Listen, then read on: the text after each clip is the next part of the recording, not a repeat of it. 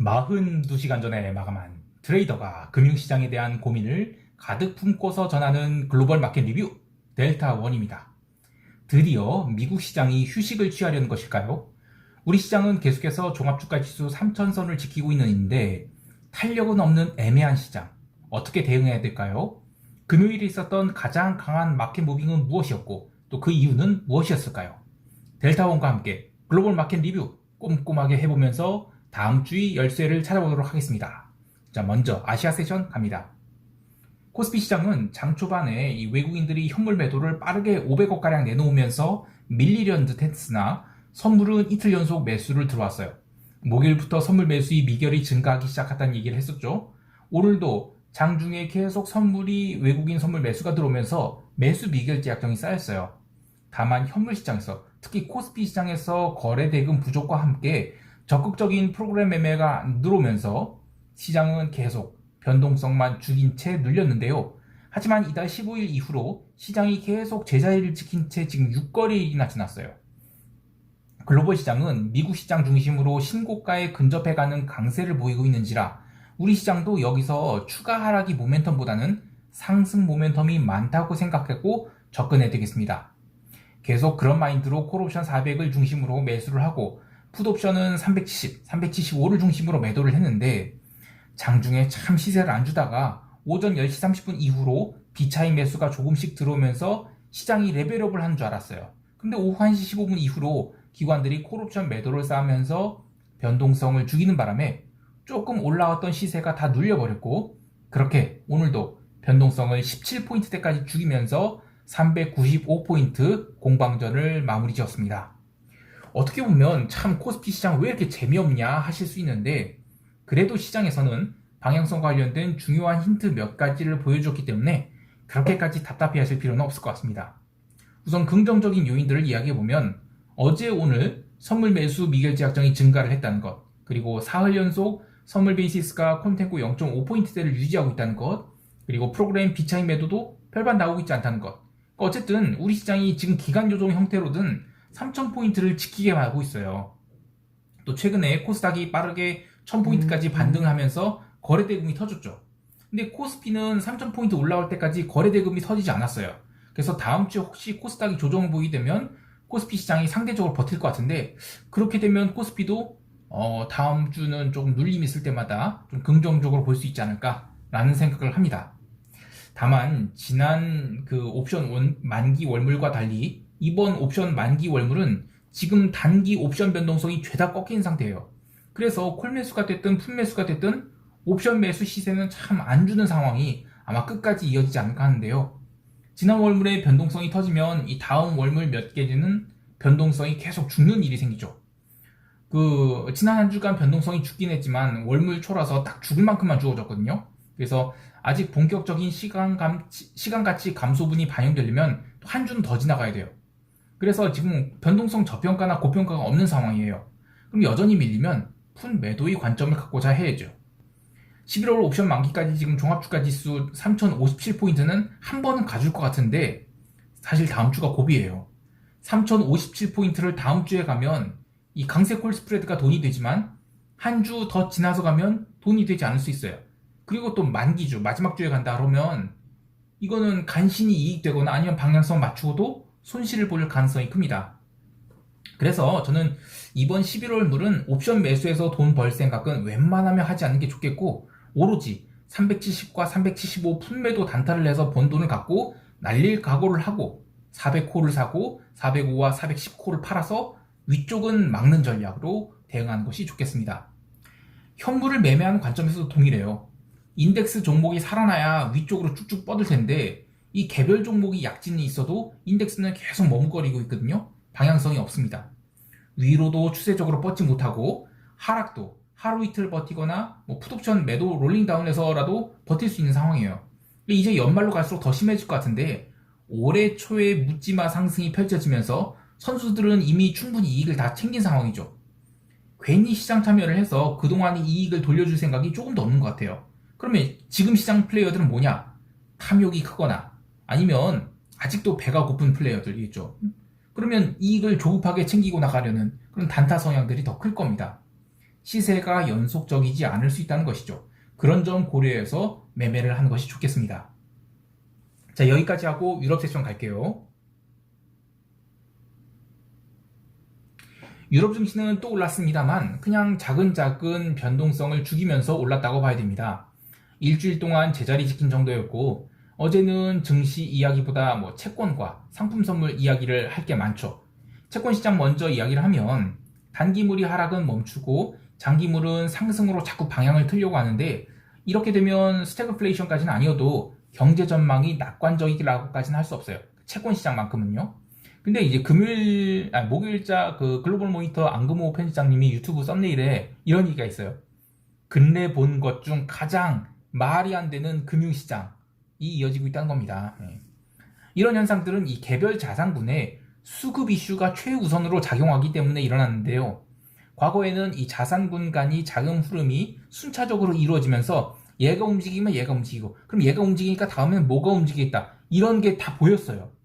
근데 지금은 너무 빠르게 움직여요.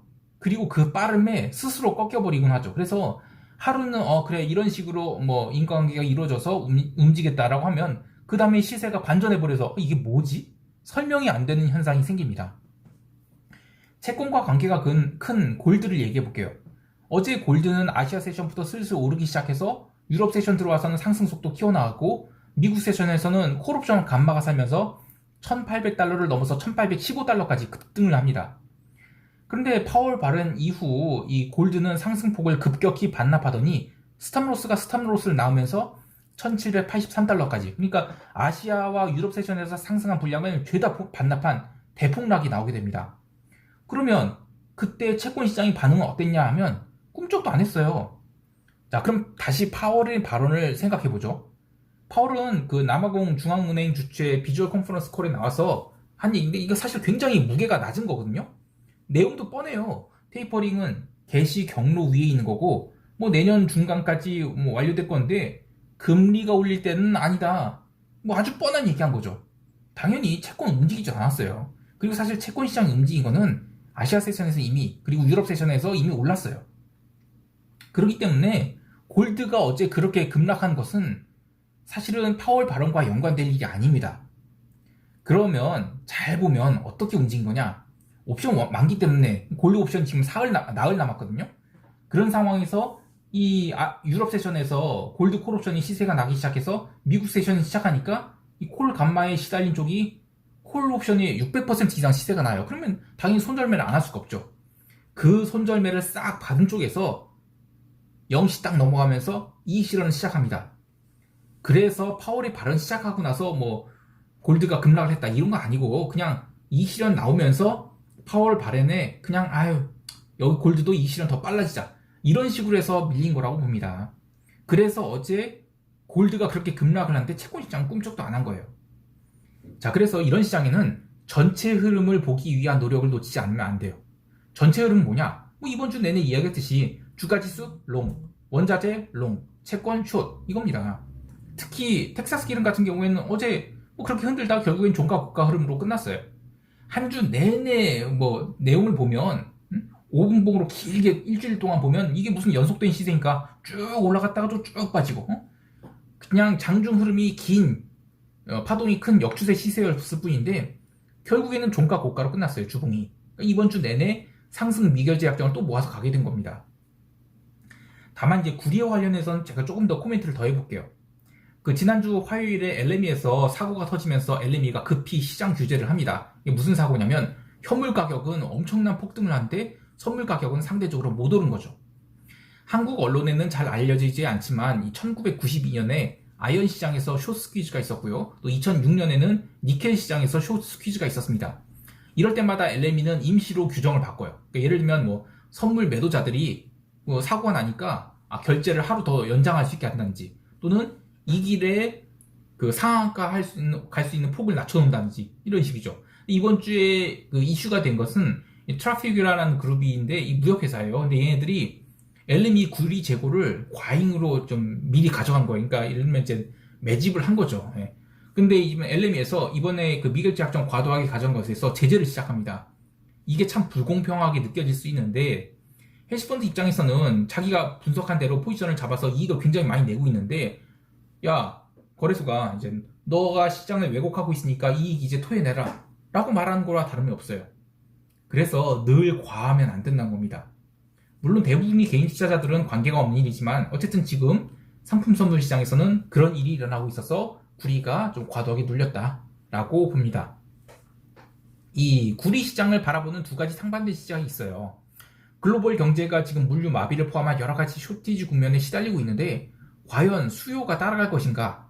그리고 절대 금속 재고량 자체가 지금 역사적으로 낮은 수준이거든요. 그래서 아주 숏 스퀴즈가 쉽게 나올 수 있는 것, 이런 것들이 충돌하고 있는데 이게 어떻게 보면 그냥 변동성이 커지고 있는 거예요.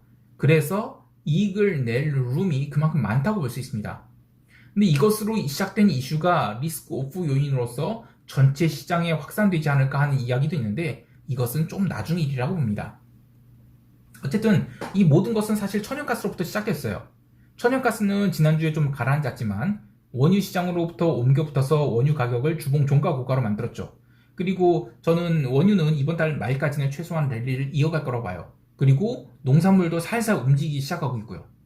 저는 여전히 4분기 전체의 화두는 인플레이션이라고 봅니다. 그리고 그 인플레이션이 뭐 증시에 당장 영향을 미칠 것 같지 않고 점점 증시는 면역이 되어가고 있다고 봐요. 말이 쓸데없이 길어졌네요. 유럽 세션 정리하면 증시는 계속 조용했고 채권 시장은 현재의 상황에 자꾸 의문을 제기하면서 장기 금리가 눌리고 있는데 뭐 아직은 시장에 충격을 주지 않고 있고 또 골드는 옵션 만기 때문에 변동성이 컸다. 그리고 구리는 톤당 9,800달러를 깨졌지만 이건 LME 제재일 뿐이지 펀더멘털이 꺾이지는 않았다고 본다. 마지막으로 기름은 계속 강세를 이어나갔다 정도로 정리하겠습니다. 자, 이제 미국 세션 갈게요.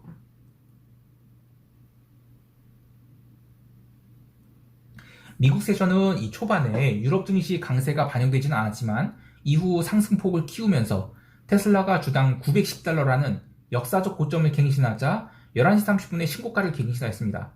그 뒤로는 조금씩 힘이 빠지기 시작해서 0시 10분 이 파월의 발언 핑계로 시장이 급락을 하게 됩니다. 근데 저는 이거를 핑계일 뿐이라고 생각해요. 유럽 세션 마감하고 지수가 상당량 반등을 했어요. 물론 이 종가 고가의 반등에 실패했지만 어쨌든 장중 하락폭도 고점 대비로는 클지언정 일봉으로 보면 아주 그냥 자연스러운 눌림에 불과합니다. 변동성 지수도 조금 살아났지만 여전히 15.43포인트에 불과해요. 그런 반면에 변동성 선물은 19.2포인트거든요. 이거 굉장히 고평가입니다. 그래서 저는 변동성 선물이 최소한 변동성 지수에 붙는 시간, 그런 것이 지나야만 뭐 조정이 나오든 의미 있는 조정이 나오든 할 것 같아요. 그러니까 급락은 아직도 멀었다는 얘기입니다. 자, 이제 개별 종목들 하나둘씩 뜯어보고자 하는데요. 어제 시장에서 가장 눈에 들어오는 것은 이 아마존이 급락과 이베이 신고가 갱신입니다. 연말 이 크리스마스 소비에 과연 기업들이 제대로 대응하고 있는 것인가에 대한 중간 점검이 결과로 보는데요. 아주 자연스러운 조정으로 보고 있습니다. 아메리칸 익스프레스 같은 카드 업체가 플러스 5.42% 갭 상승하면서 신고가 기록한 것도 그렇고요. 시장을 나쁘게 볼 이유가 전혀 없습니다. 그리고 또 하나 볼 게 로빈후드예요. 로빈후드가 연속해서 떨어지면서 드디어 40달러를 깨서 마감을 했습니다. 로빈후드가 개인 투자자들이 마켓 센티먼트를 대변한다면 또 다른 주식 이야기를 하고 싶어요. 바로 찰스 슈왑입니다.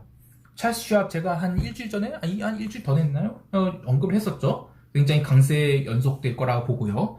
이 찰스 슈왑도 리테일 전문 증권사인데 이거 이번에 신고가 갱신했어요. 그러니까 시장은 꺾일 생각이 전혀 없는데 기존 개인 투자자들이 좋아하는 주식들, 그러니까 이른바 그 밈스탕이라는 것들, 이런 거는 끝났다고 봐야 됩니다. 그럼 그 돈 다 어디로 갔을까요? 불나방들이 좋아하는 크립토로 간 거죠. 그러면 저는 또 그들이 물리게 될 거라고 봐요. 반대로 금융주 계속 올라가고 있습니다. 한국의 금융주 얘기하는 게 아니라 미국 금융주 얘기인데요. 골드만삭스 역사적 신고가 갱신 코앞에 두고 있습니다. 이 4분기의 핵심 키워드 중 하나인 이 금리 인상 기조를 생각하면 금융주 랠리는 아주 당연하죠. 이러한 기조들을 머릿속에 두고 있으면 어떤 종목들을 어떻게 잡아서 끌고 가야 될지 정리가 됩니다. 물론 한국 시장 잘 모르겠어요. 글로벌 플레이 입장에서는 그렇다는 겁니다. 그리고 이슈는 각각 다르지만 스냅챗이라든지 페이스북 이런 것들이 세게 얻어맞았는데 그런 것을 감안하면 나스닥 지수는 정말 잘 버티는 거예요. 이거는 신고가 영역에서 일어나는 이 종목 압축이 현상이죠. 지금은 테슬라 같은 걸로 돈이 몰리고 있고요. 그래서 아직은 시장을 그 아래로 볼 상황이 아니라고 봅니다. 자, 이제 시장 총평하면서 월요일 전략 이야기해 볼게요. 코스피 시장은 이 월요일에 눌리게 된다면 3천선을 깨게 되는데 바로 3천선을 회복하고 올라오게 되면 위로는 3030포인트까지 열리게 되죠. 다만 그렇게 올라오게 되면 변동성이 축소될 가능성이 있고 또 푼매도만 이익이 날 가능성이 큽니다. 내려간다라도 2950선까지는 이번 주에 충분히 저지될 수 있다고 봐요. 그리고 그마저도 바로 내려가면 아주 푼매도 찬스라고 봐야 돼요.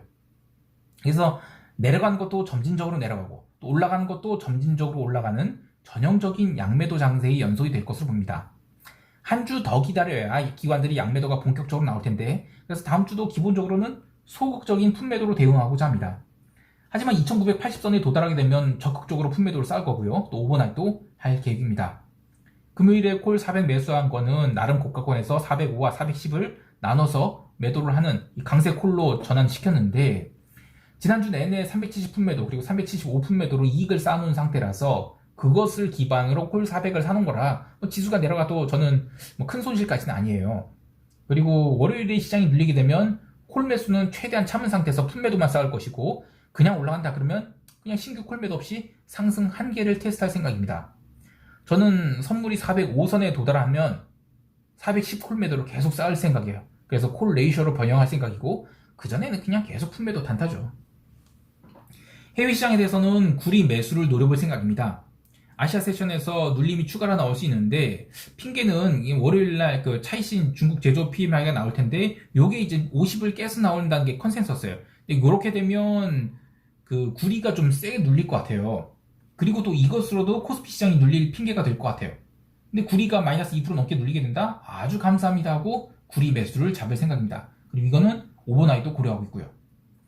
마지막으로 그 CFTC의 그 S&P 투기적 순매수 포지션에 대해서 이야기할 텐데 드디어 10만 계약 가까운 롱이 6만 7천 계약으로 줄어들었습니다. 근데 어차피 지금 쌍봉이냐 아니냐에 대한 고민은 누구나 동일할 거예요. 그 제가 멤버십 회원분들께 여러 차례 코멘트 해드렸듯이 쌍봉이 확인되려면 시간이 필요합니다. 한 번에 바로 부러진다는 얘기 아니에요. 그래서 하락을 본다 하더라도 미리 S&P 풋옵션 사놓고 기다릴 필요가 없습니다. 자, 벌써 한 주가 흘러갔는데요. 고생 많으셨습니다. 다음 주다 사실 좀 재미없는 시장이 될 것 같아요. 그래서 레버리지 잘 관리하시고요. 저는 미국 지수 선물 매매는 최대한 참고 변동성이 있는 그런 상품 선물을 손을 대는 게 물론 레버리지 관리해가면서 그런 것이 좋을 것 같습니다. 아참, 쉐린이가 왜 출연 안 하느냐 하시는 분들 있을 텐데요. 저 찾으셨습니까? 이번 주 뭐 이런저런 그 컨텐츠들 고민 중이에요. 그래서 조만간 말문을 열도록 하겠습니다. 이상 델타원이었습니다. 감사합니다. 나를 찾았단 말인가? 고맙습니다.